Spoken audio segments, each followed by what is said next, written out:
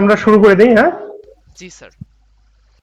তোমার আমরা গতদিন স্যার আমরা কি রোলগুলি লিখবো স্যার?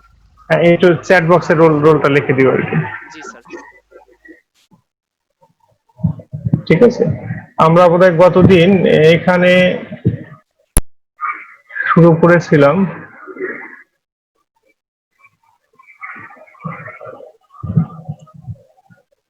ওকে, দেখো এখানে আমরা বোধহয় এলবিডো টার্মটা পড়েছিলাম তো গতদিন। রিফ্লেক্টেন্স পর্যন্ত পড়ানো হয়েছে। আচ্ছা, রিফ্লেক্টেন্সের পরে হলো এলবিডো এবং এলবিডো নিয়ে কিন্তু তোমার বেশ কিছু পেপার আছে এবং অনেক স্টাডি হয় অ্যাবাউট দ্য এলবিডো। এলবিডো হলো তোমার যে fraction of mainly fraction of light that is reflected by a body. এটাই হলো মেইনলি মিন করে যে কোন একটা বডি থেকে কি পরিমাণ লাইট রিফ্লেক্টেড ব্যাক করে আর কি, সেটাই ফ্র্যাকশন। এটা আদার ওয়ে আবার ডিফাইন করা যায়। দেখো এখানে বলা হয়েছে যে albedo is a fraction of solar energy reflected from a earth back to the space. Earth বা যে কোনো তোমার সারফেসই হতে পারে, নট নেসেসারি আর্থ। এবং তার মানে কোন একটা লাইট ইনসিডেন্ট হলো, তারপরে কতটুকু রিফ্লেক্ট ব্যাক করলো ডিভাইডেড বাই টোটাল লাইট যেটা ইন করলো, এই দুইটা ফ্র্যাকশনটাকেই বলা হলো তোমার এলবিডো। এবং এলবিডো মেইনলি যদি হাইলি অ্যাবজর্পশন পাওয়ার কোনো বডি হয়, যেমন আমরা ব্ল্যাক বডি ইউজুয়ালি বলি যে absorption power is very high. So in the case of black body এটা albedo usually will be zero. আর যদি রিফ্লেক্ট করে কোন একটা বডি যা তোমার রেডিয়েশন করলো, if it is reflect back all of its radiation, then its albedo becomes one. So albedo measure করে বিভিন্ন সারফেসের বা মেট্রোলজিক্যাল অবজেক্টের ক্যারেক্টারিস্টিক স্টাডি করতে পারি। যেমন এখানে যদি আমরা বলি, দেখো ওয়াটার ইজ মাস অ্যাবজর্বেন্ট, তার মানে ওয়াটারে যে হিট পড়ে বা তোমার সোলার রেডিয়েশন পড়ে সেটা মোস্টলি অ্যাবজর্ব হয়। দ্যাট ইজ ওয়াই তোমার ডে টাইমে আমরা জানি যে সির টেম্পারেচারটা ইনক্রিজ হয় স্লোলি, ল্যান্ড কিন্তু খুব র্যাপিডলি হয়, তাই না? এটা জানো কিনা সি ওয়াটার টেম্পারেচার? জি স্যার। সো এখান থেকে যদি আমরা এলবিডো ওভারঅল আমরা এলবিডো ফ্র্যাকশন দেখি আর কি, যে এলবিডো কার, যেমন ফ্রেশ স্নো এলবিডো সাধারণত মোর দ্যান 80% বলা হয়। অর্থাৎ এখানে mostly 80, that means more than 80% light will be reflect back if it is incident on a snow. আর ফরেস্ট যদি হয়, বিভিন্ন ফরেস্ট আছে, ফরেস্টের মধ্যে গ্রিন লিফ থাকতে পারে বা রিলেটিভলি লেস গ্রিন বা একটু রেডিশ লিফ হতে পারে। In that case actually reflectance albedo will be 10 to 20%। আর গ্রাসল্যান্ড যদি বলি, যেখানে ক্রপস বিভিন্ন ক্রপস, সেখানে 10 to 25%। আর গ্রিন গ্রাসল্যান্ডের জন্য usually it will be 20 to 30%। আর যদি তোমার আমরা রোড বা হাইওয়ে বলি, যেখানে ব্ল্যাক অ্যাশ টাইপের থাকে, সেখানে ইউজুয়ালি 5 to 10%। কংক্রিটের ক্ষেত্রে 17 to 27%। এবং আমরা যদি ডার্ক রুফ যদি হয়, সেখানে সাধারণত 8 to 18%। লাইট রুফ যদি কোনো বিল্ডিং এর হয়, সেক্ষেত্রে সাধারণত 35 থেকে 50%। So this are the. আর ওয়াটার বডির ক্ষেত্রে দেখো 10 to 60%। এটা ভেরি করবে ওয়াটার বডির উপরে। সার্টেনলি কোনো একটা জায়গায় কি পরিমাণ লাইট রিফ্লেক্ট ব্যাক করবে সেটা ডিপেন্ড করবে ইনসিডেন্ট অ্যাঙ্গেলের উপর, ডিপেন্ড করে জিওমেট্রির উপর ডিপেন্ড করে। সো মোটামুটি আমরা this are the standard value তোমার এলবিডোর জন্য। সো আমরা অনেক সময় এলবিডো মেজার করে বিভিন্ন মেট্রোলজিক্যাল ফিনোমেনার প্রপার্টিস স্টাডি করতে পারি। সো এলবিডো স্টাডি অনেক পেপার তোমরা দেখতে পারো, এটা একটু অনলাইনে দেখে নিতে পারো।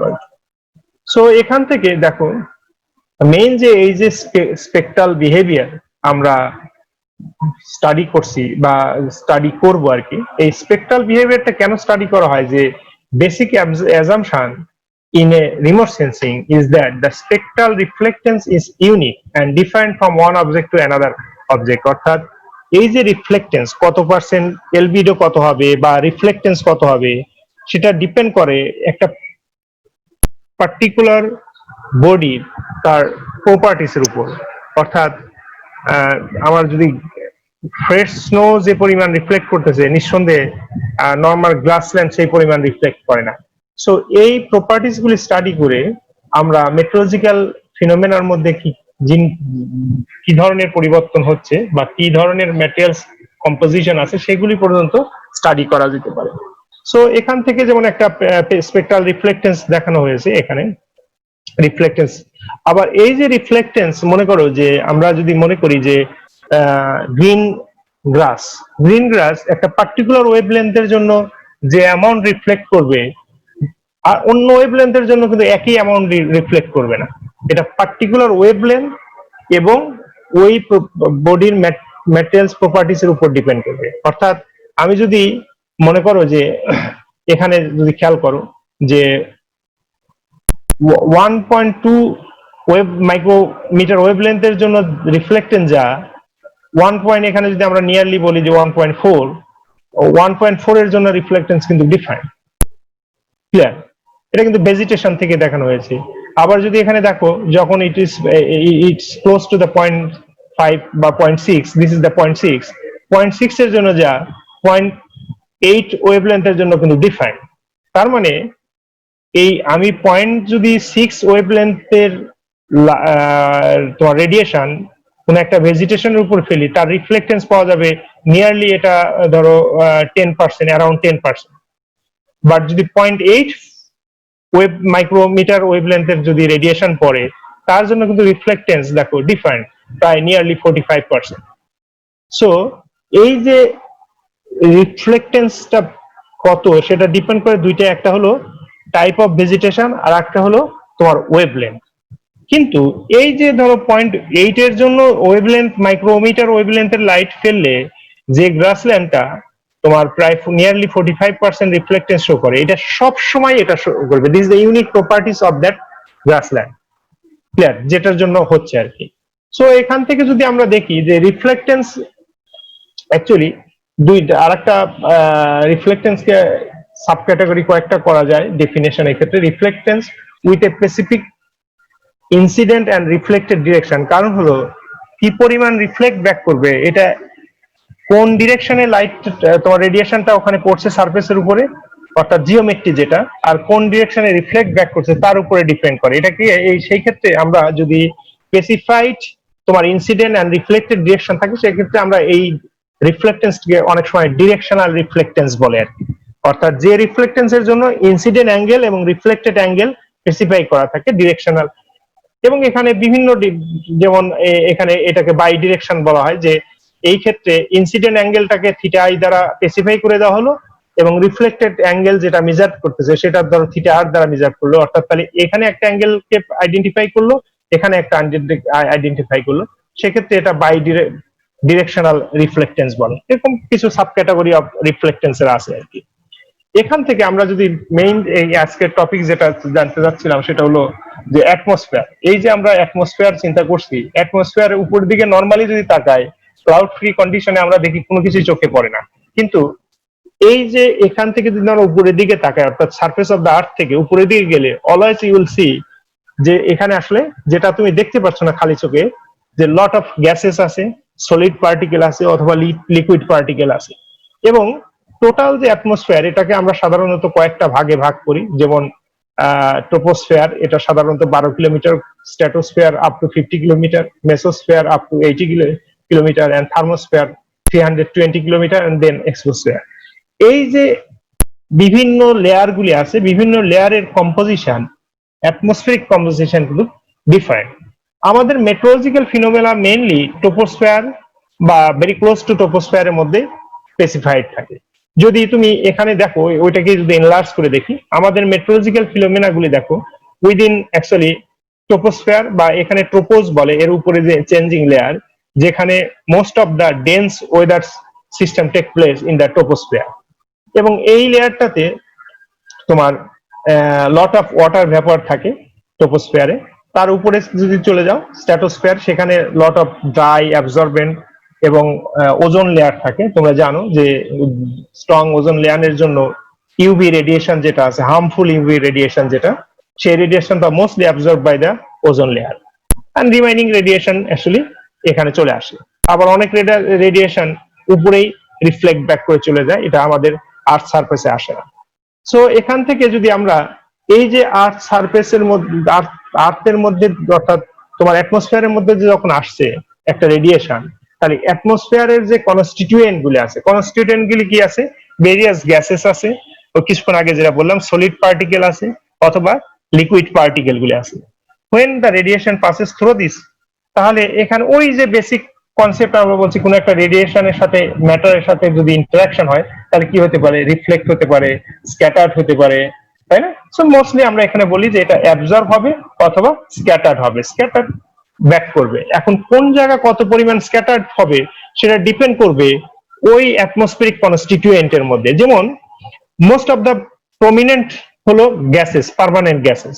অ্যাটমসফিয়ারে মোস্ট অফ দ্য প্রমিনেন্ট হলো পার্মানেন্ট গ্যাসেস, এবং nearly 78% of the atmosphere is nitrogen, এবং তোমার অক্সিজেন হলো 21%, and remaining 1% হলো other gases. So this are the permanent gases. তাহলে এই যখন আমরা যদি sunlight, most of the satellite মেট্রোলজিতে আমরা সানলাইটটা ইউজ করব, সানলাইট তো আসবে, তাহলে it will passes through the তোমার এই নাইট্রোজেন, অক্সিজেন অথবা আদার যে গ্যাসেস আছে অথবা ওয়াটার ভেপার আছে, তার মধ্যে দিয়ে যেতে হবে। তাহলে এর মধ্যে যদি যখন যায়, তাহলে এটা অবশ্যই তার সাথে একটা ইন্টারাকশন করবে, সেগুলো আমরা পরে ডিসকাস করব। তারপরে কিছু আছে হলো গ্যাসেস উইথ ভেরিয়েবল কনসেন্ট্রেশন, যেমন water vapour, ozone, nitrogen, sulphur. এগুলি আবার, এই গ্যাসগুলি তোমার টাইম এবং স্পেসের সাথে ভেরি করে।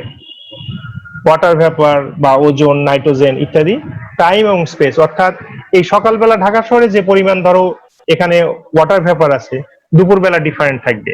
আবার সকালবেলায় ঢাকাতে যা আছে, আমি নিঃসন্দেহে it will far from the Dhaka, আমরা যদি পঞ্চগড় যাই, দেন it will be different.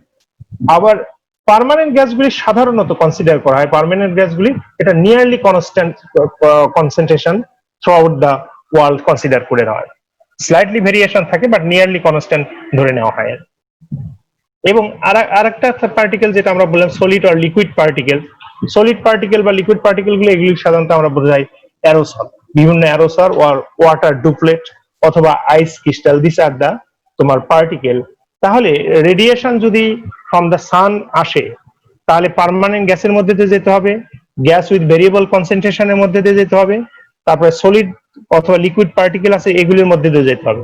Variable concentration হলে তার মানে তোমার ওয়াটার ভেপারের সাথে, মনে করো ওয়াটার ভেপারের সাথে কোনো একটা রেডিয়েশনের পার্টিকুলার ওয়েভলেন্থের যদি অ্যাটেনুয়েশন বা অ্যাবজর্পশন বেশি হয়, তাহলে সকালবেলা যদি ওয়াটার ভেপার পরিমাণ কম থাকে, তাহলে যে অ্যামাউন্ট অফ রেডিয়েশন সান থেকে এসে পড়বে সারফেসে, দুপুরবেলা যদি if the amount of water vapour increase, সেই অ্যামাউন্ট কিন্তু পড়বে না। সো এই কনসিডারেশন গুলি তোমার থাকতে হবে ইন দা স্যাটেলাইট মেট্রোলজিতে, অর্থাৎ আমরা যখন বিভিন্ন সেন্সর ইউজ করব, এই কনসিডারেশন গুলি তোমার ইনক্লুড করতে হবে।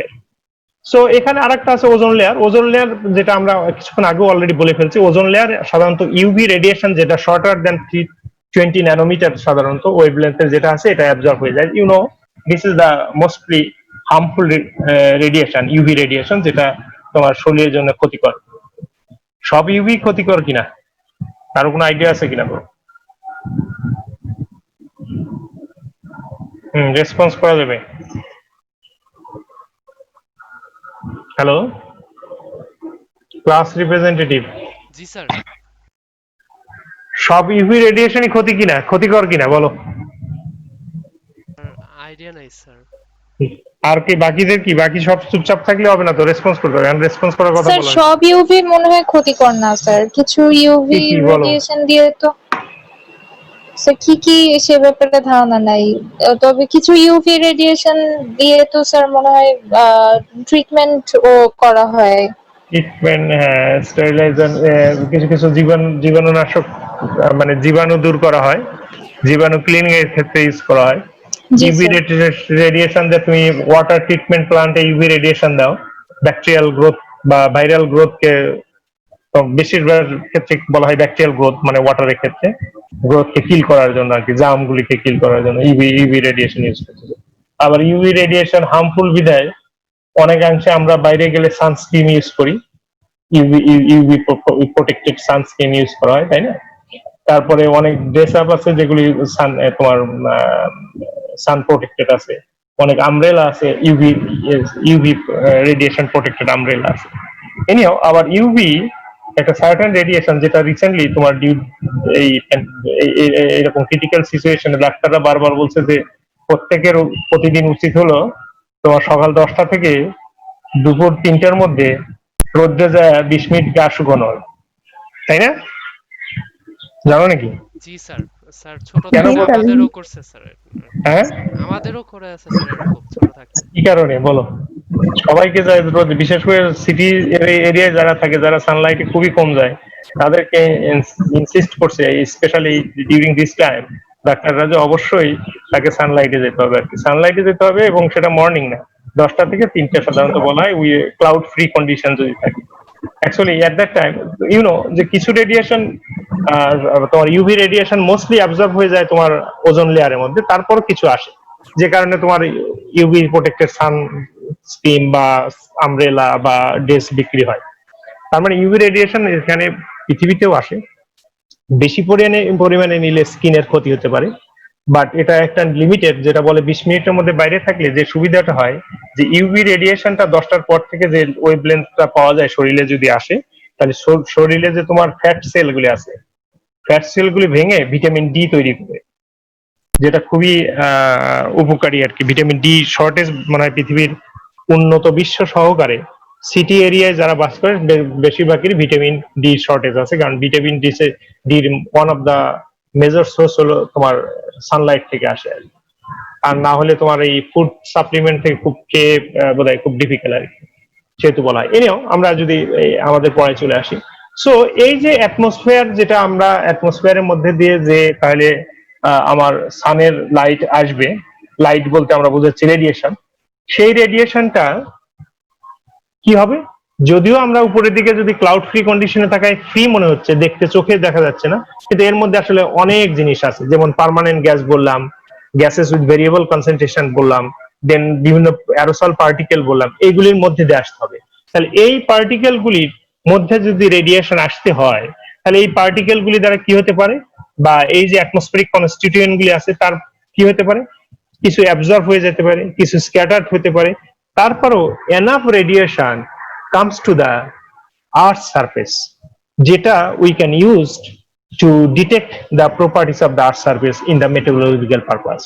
অর্থাৎ এই যে লট অফ রেডিয়েশন তোমার উপরে অ্যাবজর্ব হয়ে যাবে বা স্ক্যাটার্ড হয়ে যাওয়ার পরও কিছু রেডিয়েশন বা significant amount of radiation will reach and the earth surface, অর্থাৎ আমাদের যেখানে মেট্রোলজিক্যাল ফিনোমেনাগুলি স্টাডি করা দরকার, এবং সেখান থেকে আবার কিছু অ্যাবজর্ব হবে, কিছু স্ক্যাটার্ড ব্যাক করবে হয়ে যাবে, সেইগুলি আমাদের যে স্যাটেলাইট কনসিডার করব ধরবো, সেই স্যাটেলাইটের যে সেন্সর থাকবে, এইগুলির চেঞ্জকে অবজার্ভ করে আমরা বিভিন্ন প্রপার্টিস আমরা স্টাডি করব। যেমন এখানে যখন তোমার রেডিয়েশন যখন অ্যাটমসফিয়ারের মধ্যে দিয়ে যাচ্ছে, আমরা বলতে পারি যে মেকানিজম অফ ট্রান্সমিটেন্স থাকতে পারে, স্ক্যাটারিং আর অ্যাবজর্পশন হতে পারে। স্ক্যাটারিং ট্রান্সমিটেন্সটা কি, যে some of the radiation penetrate through the atmosphere or other material, সেটাকে ট্রান্সমিটেন্স বলে। যে কিছু radiation it will pass through the atmosphere, সেটাকে ট্রান্সমিটেন্স বলে। আর স্ক্যাটারিং হলো যে কিছু রেডিয়েশন যদি কোনো একটা ম্যাটেরিয়াল, মনে করো নাইট্রোজেনের উপর পড়লে এটা স্ক্যাটার ব্যাক করতে পারে, চারদিকে ছড়াই যেতে পারে। এখন এই যে ট্রান্সমিটেন্স, এই ট্রান্সমিটেন্সটা অর্থাৎ যেটা তোমার পেনিট্রেট করে চলে আসবে, পেনিট্রেট করবে, some radiation penetrate through the atmosphere, সেটাকে আমরা ট্রান্সমিটেন্স বলছি, অথবা ওয়াটার বা আদার ম্যাটেরিয়ালস।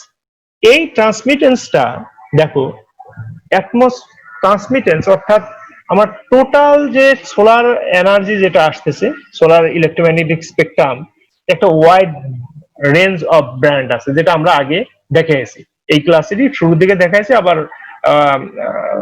রেডারের ক্ষেত্রে আমরা দেখিয়েছিলাম।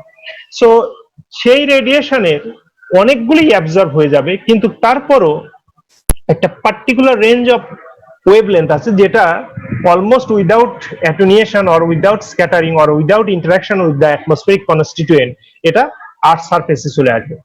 সেইটাকে সাধারণত আমরা বলি, ওই রিজন অফ ওয়েভলেন্থকে আমরা বলি হলো অ্যাটমসফেরিক ট্রান্সমিশন উইন্ডো। ওই reason of wavelength of the solar spectrum আমরা বলি হলো অ্যাটমসফেরিক ট্রান্সমিশন উইন্ডো, তাই না? যেমন উইন্ডোতে আমরা বলি না বাতাস বের হয়ে চলে যায়, ঠিক সিমিলারলি ওইটার সাথে মিল রেখে এটাকে অ্যাটমসফেরিক ট্রান্সমিশন উইন্ডো বলে আর কি। এবং এই উইন্ডোগুলি সাধারণত যে ট্রান্সমিশন উইন্ডোর যে ব্যান্ডগুলি সেটা সাধারণত আমরা পাই হলো তোমার দেখো visible range, near infrared, and certain bands of thermal infrared and microwave region. So তুমি যদি বিভিন্ন স্যাটেলাইট ভিউ, অলরেডি স্যাটেলাইট ইমেজের সাথে ফ্যামিলিয়ার হয়ে গেছো অনেকেই, সেগুলির সাথে যদি তুমি দেখো যে মোস্ট অফ দ্য ক্ষেত্রে আমরা ভিজিবল, নিয়ার ইনফ্রারেড বা তোমার ইনফ্রারেড বা থার্মাল বা মাইক্রোওয়েভ চ্যানেল থাকে। চ্যানেল বলতেই ওই একটা ট্রান্সমিটার থাকে অথবা রিসিভার থাকে, ডিপেন্ড করবে। যদি অ্যাক্টিভ হয় তাহলে ট্রান্সমিটার সহকারে থাকবে, আর যদি প্যাসিভ হয় সেক্ষেত্রে শুধু রিসিভার থাকবে। সেই ন্যাচারাল সোর্সের যে রেডিয়েশনটা ওই পার্টিকুলার ওয়েভলেন্থের যেটা রিফ্লেক্ট করে যাচ্ছে বা অ্যাটেনুয়েট হচ্ছে সেটাকে সে অবজার্ভ করবে। সো এখান থেকে যদি আমরা আরেকটা প্যারামিটার হলো স্ক্যাটারিং, অলরেডি আমরা বলে ফেলেছি। Scattering occur when the particle are large gas molecule present in the atmosphere interact and causes the electromagnetic radiation to redirect। অর্থাৎ ইলেকট্রোম্যাগনেটিক রেডিয়েশন যখন সান থেকে আসতেছে, যখন লট অফ অ্যাটমসফেরিক পার্টিকেল উপরে থাকছে তার সাথে ইন্টারাকশন হতে হবে, হয়ে যে পথে আসছিল সেই পথ থেকে ঘুরে যাবে, এটাকে স্ক্যাটারিং বলে। সাধারণত তিন ধরনের স্ক্যাটারিং হয়। আমরা এটা কুইক যাব যেহেতু এটা আমরা ডিসকাস করেছি আমার যতটুকু মনে পড়ে।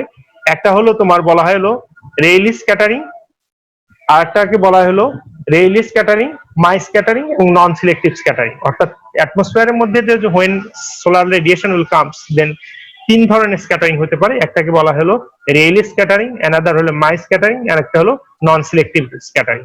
রেইলি স্ক্যাটারিংটা হয় হলো যখন ন্যাচারাল গ্যাস মলিকুল যেটা থাকে small size,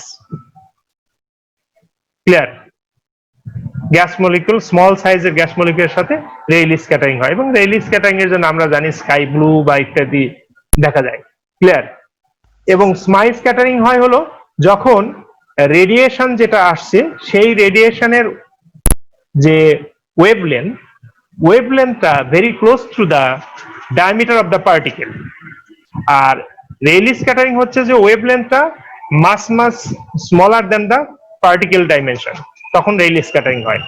when the wavelength is comparable with the diameter of the particle, then my scattering হয়। সাধারণত স্মোক, ডাস্ট এই ধরনের যে পার্টিকেল গুলি আছে এগুলির সাথে মাই স্ক্যাটারিং হয়। আর নন সিলেক্টিভ স্ক্যাটারিং হয় হলো সাধারণত if the radiation wavelength is much smaller than the diameter of the particle। সাধারণত ওয়াটার ড্রুপলেট বা ওয়াটার ভ্যাপরের পার্টিকেল সাইজটা বড়, সেই ক্ষেত্রে যে রেডিয়েশনটা আসে সেই রেডিয়েশনের যে ওয়েভলেন্থ তার সে particle dimension of water vapour is much larger, সেখানে যে স্ক্যাটারিং হয় এটাকে বলা হয় নন সিলেক্টিভ স্ক্যাটারিং। সো তিন ধরনের স্ক্যাটারিং হতে পারে, একটা হলো Rayleigh scattering, Mie scattering and non selective scattering. এই স্ক্যাটারিং গুলি আমরা আগেও পড়েছি, এগুলি একটু ডিটেলস এখানে বলা আছে। যেগুলি আমি বললাম সেই কথাগুলি এখানে হয়তো একটু ডিটেলস করে বলে দেওয়া আছে যে কিভাবে intensity Mie scattering and then non selective scattering কিভাবে হচ্ছে সেগুলি বলা আছে। আর একটা থার্ড ইফেক্ট হলো অ্যাবজর্পশন। এখন কোন একটা রেডিয়েশন যখন পাস করছে থ্রু দ্য ম্যাটেরিয়ালস কিছু অ্যাবজর্ব করে নেবে। কোনটা অ্যাবজর্ব করবে সেটা ডিপেন্ড করবে ওই ম্যাটেরিয়ালস এর প্রপার্টিস এর উপরে, এবং যেটা অ্যাবজর্ব করে আমরা ওই গত ক্লাসে দেখাইছিলাম যে এই অ্যাবজর্পশন প্রপার্টিসটা ডিপেন্ড করবে হলো ওই ম্যাটেরিয়ালস এর ভিতরের যে অ্যাটমিক কম্পোজিশন আছে তার উপরে ডিপেন্ড করবে। যেমন যদি সে ইলেকট্রনকে এক্সাইটেড করে তাহলে ওই ব্যান্ডকে সে অ্যাবজর্ব করতে পারে, কিন্তু এই যে ইলেকট্রন এক্সাইটেড হয়ে আপার স্টেটে যাবে সে কিছুক্ষণের মধ্যে আবার সেই রেডিয়েশনকে বের করে দিয়ে সে আবার আগের স্টেটে চলে আসে, তাহলে সেখানে একটা অ্যাবজর্পশন হতে পারে। আবার কিছু আছে যে তোমার আউটার ইলেকট্রন যদি হয় সেক্ষেত্রে থার্মাল এনার্জি দ্বারাই তোমার অ্যাবজর্ব হতে পারে, থার্মাল ব্রেঞ্চ, অর্থাৎ লো এনার্জি অ্যাবজর্ব হতে পারে। কারণ হলো গত ক্লাসে একটা চার্ট বা টেবিল দেখিয়েছিলাম যে কোন ধরনের ঘটানোর জন্য, যে যদি তোমার অ্যাটমিক ভাইব্রেশনের জন্য কোন এনার্জি রেঞ্জের দরকার, মলিকুলার ভাইব্রেশনের জন্য কোন এনার্জি দরকার, ওয়েভলেন্থ সহকারে দেওয়া ছিল গত দিনের চার্ট, যদি রিকল দ্যাট ওয়ান। তারপরে তোমার আরো ছিল হলো তোমার অরবিটাল ইলেকট্রনকে যদি ডিসপ্লেস করা হয়, রোটেশনাল ভাইব্রেশনের জন্য কি অ্যামাউন্ট অফ এনার্জি প্রয়োজন হয় ইত্যাদি আমরা লাস্ট ক্লাসে দেখিয়েছিলাম। সো এখান থেকে যদি আমরা অ্যাবজর্পশন একটা ফিগার দেখি, যে দেখো এটা হলো ওয়েভলেন্থ, অর্থাৎ ক্যারেক্টারিস্টিক অফ অ্যাটমসফিয়ারিক স্পেকট্রাল ট্রান্সমিটেন্স। তাহলে এইখানে এই যেটা অ্যাবজর্ব হয়ে যায় সেখানে দেখো এখানে খুবই হাইলি অ্যাবজর্ব হয়েছে, আর এটা 100% ট্রান্সমিটেন্স। যদি অ্যাবজর্ব না হয় তার মানে কি ট্রান্সমিটেন্স হবে 100%। তাহলে এই স্পেকট্রাল ক্যারেক্টারিস্টিক যদি তুমি এখানে দেখো, যেমন দেখো আমরা যদি 10 মাইক্রোমিটার ওয়েভলেন্থের কোনো একটা চ্যানেল ইউজ করি, তাহলে এটা ওজোন লেয়ারের মধ্যেই মোস্টলি অ্যাবজর্ব হয়ে যাবে। এখন যদি আমার তোমার সেন্সরটা 10 মাইক্রোমিটারের দেই, তাহলে উপরের লেয়ারে যে ওজোন আছে সেখানেই তো এই ওয়েভলেন্থ অ্যাবজর্ব হয়ে যাবে। এখন সেইটাতে যদি আমি আর্থ সারফেসকে আইডেন্টিফাই করতে যাই তাহলে তো পাওয়া যাবে না, কারণ হলো যে অ্যামাউন্ট খুবই কম পরিমাণ, হয়তো 5 বা 10% রেডিয়েশন এই ওয়েভলেন্থের তোমার আর্থ সারফেসে আসবে, সেটা রিফ্লেক্ট ব্যাক করে যদি তোমার সেন্সরে যায় এটাকে আর ডিটেক্ট করতে পারবে না প্রপার্টিসকে। কিন্তু যদি মনে করো আমি যদি 12 মাইক্রোমিটার ওয়েভলেন্থের কনসিডার করি, সেক্ষেত্রে দেখো ট্রান্সমিটেন্স কত, নিয়ারলি 100%, অর্থাৎ অ্যাটমসফিয়ারের মধ্যে এটা কোনো অ্যাটুনিয়েশন বা অলমোস্ট হবেই না, বা হলেও খুবই কম। সো আর্থ সারফেসে significant amount will reach at the earth surface. তাহলে এই সিগনিফিকেন্ট অ্যামাউন্ট যেটা আর্থ সারফেসে রিচ করতেছে সেখান থেকে রিফ্লেক্ট ব্যাক করে যেটা যাচ্ছে সেটা যদি আমরা সেন্সর দ্বারা অবজার্ভ করি, then we will able to identify various properties.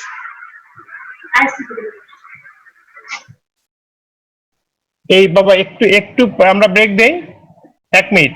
G sir. আমি একটু আমার ওই নেটটা একটু ট্রাবল করতেছে, একটু লোক আছে, আমি একটু চেক করে নিই একটু। হ্যাঁ বাবা একটু ব্রেক করো, আমি আবার লগ ইন করবো। জি স্যার। 20 মিনিটস, জি স্যার। ঠিক আছে? 20 মিনিটস, ওকে, থ্যাংক ইউ।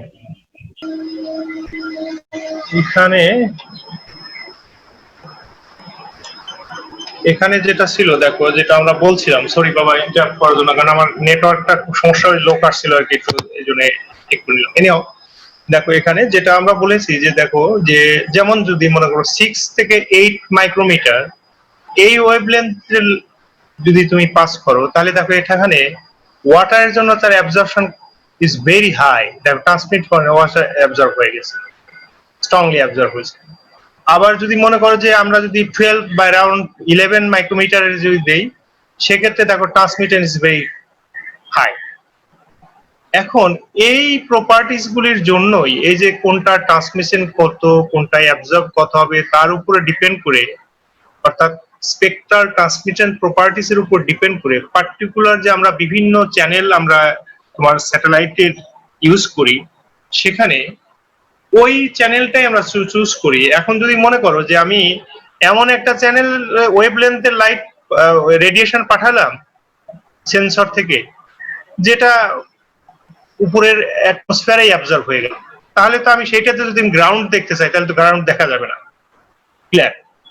আবার তার মধ্যেও এখন যেটা আর একটা কনসেপ্ট আমরা অ্যাকচুয়ালি স্যাটেলাইটে ইউজ করি, যে যেমন ধরো যদি কোনো একটা টার্গেটে আমরা এই 7 ওয়েভলেন্থের মাইক্রোমিটার ওয়েভলেন্থের লাইট রেডিয়েশনটা পাঠালাম, ক্লিয়ার?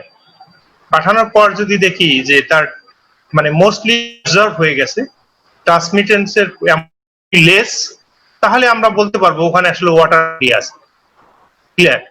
ওয়াটার বডি আছে।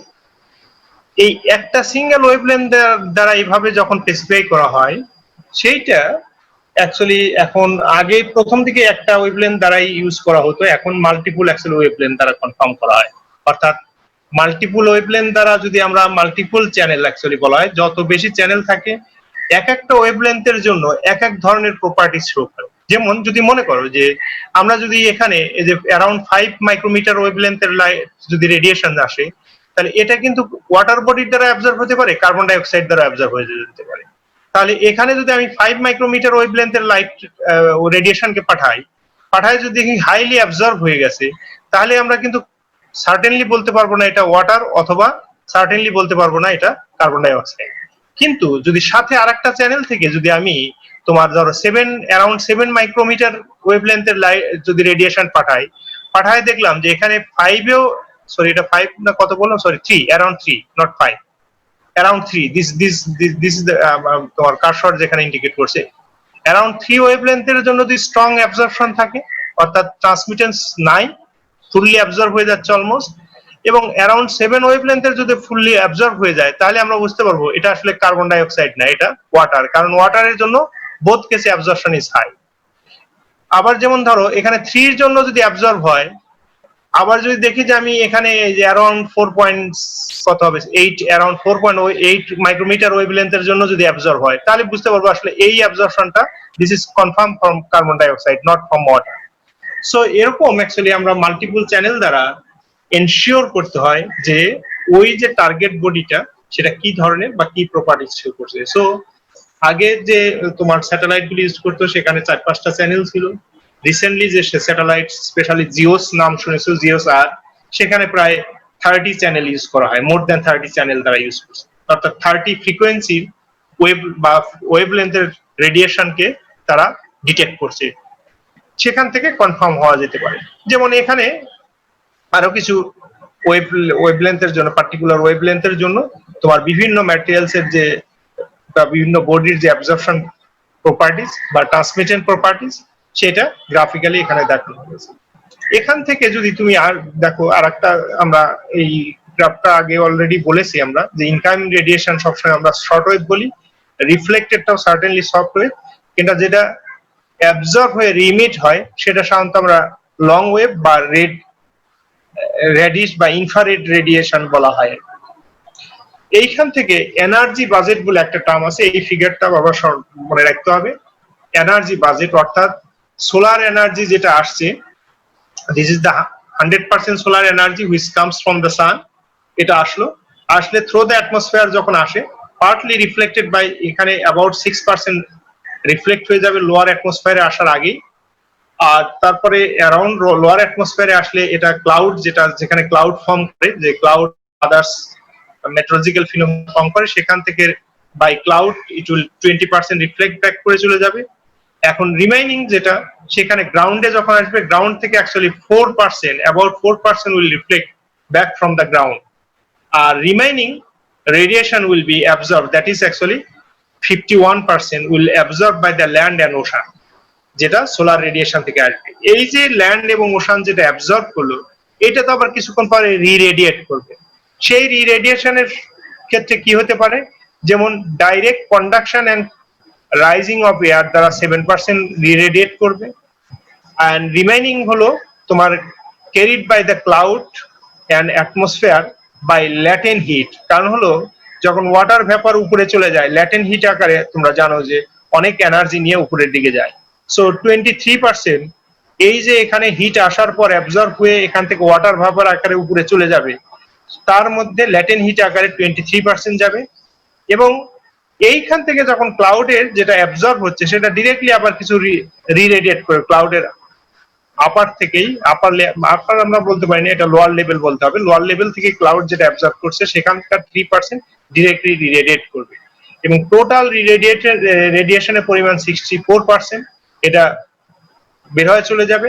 আর একটা হলো direct radiation from the space, অর্থাৎ এই উপরের লেভেল থেকে যেগুলি রিফ্লেক্ট করছে, এখানে কিছু তোমার অ্যাটমসফেরিক কনস্টিটিউয়েন্ট আছে, হালকা গ্যাস আছে, তারা যেগুলি অ্যাবজর্ব করবে সেটা তো আর আর্থ সারফেসে আসবে না, এটা ডিরেক্টলি এখান থেকে আবার রিফ্লেক্ট করে দিয়ে দিবে। So this is call actually energy budget, অর্থাৎ 100% যে রেডিয়েশনটা আসছে তার কত পার্সেন্ট অ্যাটমসফিয়ার দ্বারা রিফ্লেক্ট হয়, কত পার্সেন্ট ক্লাউড দ্বারা রিফ্লেক্ট হয়, কত পার্সেন্ট আর্থ সারফেস দ্বারা রিফ্লেক্ট হয়, দেন আর্থ এবং ওশান কি পরিমাণ অ্যাবজর্ব করে, সেখান থেকে সেইটা আবার কিভাবে রিরেডিয়েট করে, সেই টোটালটাই হলো তোমার এনার্জি বাজেট। এটা ক্লিয়ার কিনা বাবা? রেসপন্স করতে হবে। জি স্যার। এনার্জি বাজেট হলো যে total incoming radiation will be 100%, সেটার কত পার্সেন্ট তোমার আপার লেয়ারে অ্যাটমসফিয়ার দ্বারা রিফ্লেক্ট করছে, কত পার্সেন্ট ক্লাউড দ্বারা রিফ্লেক্ট করছে, কত পার্সেন্ট ক্লাউড অ্যাবজর্ব করছে সেটা আবার রেডিয়েট করতেছে, তারপরে কত পার্সেন্ট আপার এয়ারে অ্যাবজর্ব করতেছে, ইউজুয়ালি 16%, সেটা আবার রিরেডিয়েট করবে। দেন এখানে যখন লোয়ার সারফেসে আসছে, লোয়ার সারফেসে আসলে কি হবে, কিছু কন্ডাকশন এবং রাইজিং এয়ার দ্বারা এয়ার মুভমেন্ট হয়, তোমরা জানো হিটেড এয়ার উপরের দিকে চলে যায়, তার দ্বারা 7% চলে যাবে। আর বাকি এখানে যখন গ্রাউন্ড, যেমন আমরা যদি রোদ তোমার সারফেসে পাই, ওয়েট সারফেসটা ড্রাই হয়ে যায়, তার মানে কিভাবে ড্রাই হচ্ছে, ওখানে যে এনার্জি আসতেছে, ওই যে ময়েশ্চারটা সেটা ল্যাটেন্ট হিট গ্রহণ করবে, সেই ল্যাটেন্ট হিট গ্রহণ করে সেটা ওয়াটার ভ্যাপার হয়ে উপরের দিকে চলে যাবে, that will be about 23%. So this will be the total energy budget for incoming radiation, অর্থাৎ কতটুকু আসে কত, এবং এটা বাবা মনে রাখতে হবে যে কত পার্সেন্ট অ্যাকচুয়ালি আসে, কোন পার্সেন্ট দ্বারা কত, মানে অর্থাৎ অ্যাটমসফিয়ার দ্বারা কতটুকু অ্যাবজর্ব হয়, কতটুকু রিফ্লেক্ট করে, তারপরে ক্লাউড দ্বারা কতটুকু অ্যাবজর্ব হয়, কতটুকু রিফ্লেক্ট করে, দেন গ্রাউন্ড থেকে কতটুকু ডিরেক্ট রিফ্লেক্ট করে, কতটুকু অ্যাবজর্ব হয়ে যায় 51%, সেইটা আবার কিভাবে রিরেডিয়েট করে, এই টোটাল পার্সেন্টেজ দিয়ে মিলে দিতে হবে। ঠিক আছে, এটাই বোধহয় লাস্ট ক্লাস। ও এখানে আরেকটা জিনিস আমরা বাকি আছে, সেটাকে সোলার কনস্ট্যান্ট বলে। সোলার কনস্ট্যান্ট হলো যে টোটাল অ্যামাউন্ট অফ এনার্জি যেটা reach from the reaching to earth from the sun at the top of the atmosphere, অর্থাৎ অ্যাটমসফিয়ারের টপে কি পরিমাণ এনার্জি সান থেকে আসে সেটাকে সাধারণত আমরা সোলার কনস্ট্যান্ট বলি, এবং এই সোলার কনস্ট্যান্টের ভ্যালুটা 1.36 kilowatt per metre square. Solar constant হলো অ্যাটমসফিয়ারের টপে সান থেকে কি অ্যামাউন্ট অফ এনার্জি আছে সেটাকে সাধারণত সোলার কনস্ট্যান্ট বলে।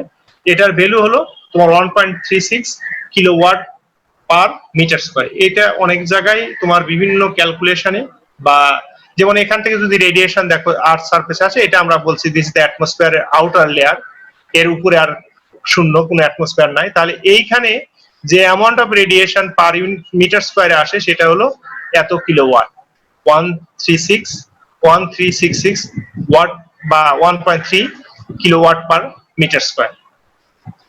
ঠিক আছে, তারপরে এখান দিয়ে আসতে গেলে অ্যাটমসফিয়ারে কিছু অ্যাবজর্ব হয়, তারপরে কিছু রিফ্লেক্ট করে ডিরেক্টলি, দেন আসে আর্থ সারফেসে। সো এখান থেকে যদি তুমি ক্যালকুলেট করো, দেখো এই সোলার কনস্ট্যান্ট থেকে cross sectional area of earth irradiated by sun, sun দ্বারা যে পাই আর স্কয়ার, যে পরিমাণ ক্রস সেকশন এরিয়া তো এই লাইট বা রেডিয়েশন এসে পড়ে, সেটা হলো পাই আর স্কয়ার। আর টোটাল স্ফিয়ার, আর যেহেতু একটা স্ফিয়ার, তার এরিয়াটা, তার সারফেস এরিয়া কত, 4 পাই আর স্কয়ার।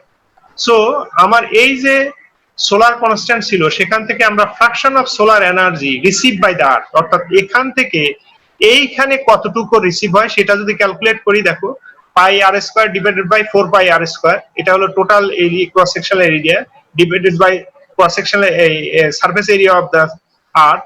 এখান থেকে করলে 1/4 ইন্টু পার স্কয়ার মিটার যেটা সোলার কনস্ট্যান্ট আছে গুণ করলে 342 বা অনেক সময় 342 ওয়াট পার মিটার স্কয়ার আমরা ধরে নেই, যে নরমাল কন্ডিশনে 340 watt per metre square energy তোমার সানের এনার্জি আর সারফেসে এসে পৌঁছায়।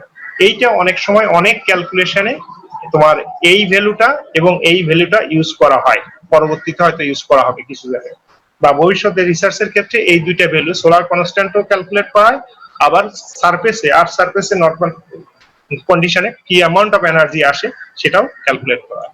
এটাই বোধহয় লাস্ট স্লাইড ছিল এই ক্লাসের জন্য। এখন এইটুকের মধ্যে কারো কোনো কোশ্চেন বা কোয়েরি আছে কিনা?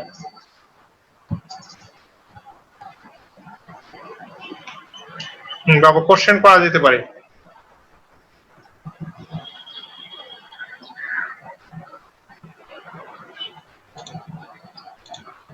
তোমাদের স্যার মনে হয় কারো কোশ্চেন নাই স্যার। রেসপন্স পাচ্ছি না বাবা। ক্লাস রিপ্রেজেন্টেটিভ, জি স্যার। স্যার সম্ভবত কারো হ্যালো কোশ্চেন নাই। হ্যালো স্যার, কথা শুনতে পাচ্ছেন? হ্যালো হ্যালো হ্যালো স্যার, কথা শুনতে পাচ্ছেন? হ্যালো জি স্যার। আমার কথা বুঝতে পারছেন?